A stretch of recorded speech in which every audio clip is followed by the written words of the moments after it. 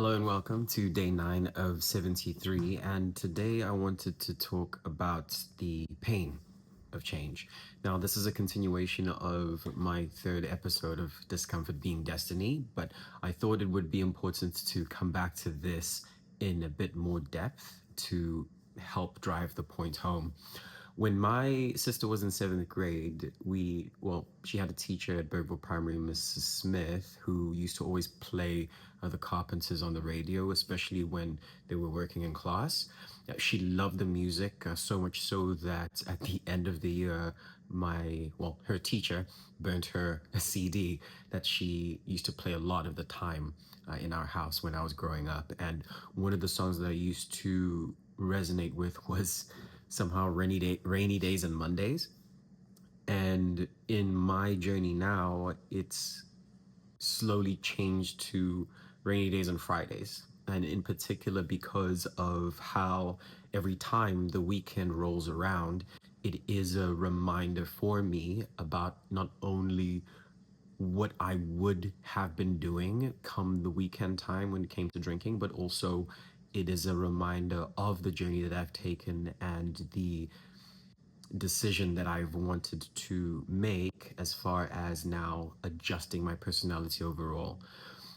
There is a very important part that I want to obviously share, which is in addition to being uncomfortable and allowing that to be a sort of wayfinder in terms of you now being on the right track as far as change is concerned, that particular change is painful when you understand that in no uncertain terms you are saying goodbye or ending a part of yourself that is now no longer going to be a part of your identity. And the reason why I think about it as rainy days and Fridays is because, every time during the weekend I think about, I would have been now either pre-gaming or wanting to go out to drink and wanting to forget or mask or think about something different that would now take the place of anything else that I was thinking about. But now it has become more a very solemn moment for me where I do take time to reflect. I take time to highlight the things that I do miss. And it's a healthy part of the journey when it comes to now looking forward. I don't want the series to be all positive and rhyming titles and having something very smart and witty to say every single time, because that isn't the journey. That isn't an honest reflection of what it is that one might encounter moving forward. Rather, I would like to be as transparent and as vulnerable as possible when it comes to knowing that in the steps that you are willing to take, there are going to be chunks of yourself that you're going to have to face and have the decision to either take with you moving forward or now completely, set up a shrine of sorts and be able to comfortably say goodbye and understand how much that is going to hurt.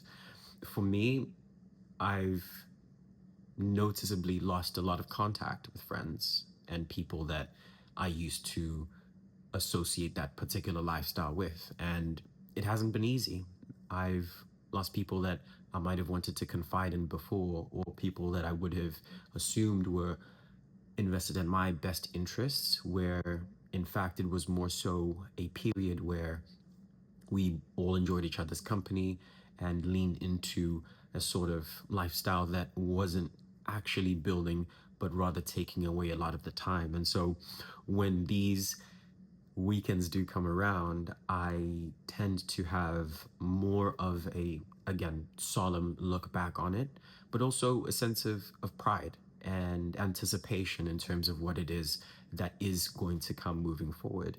That journey, for lack of a better term, sucks. And it is something that you have to find a way to reconcile with, because you're now going out and having to find something to replace that with.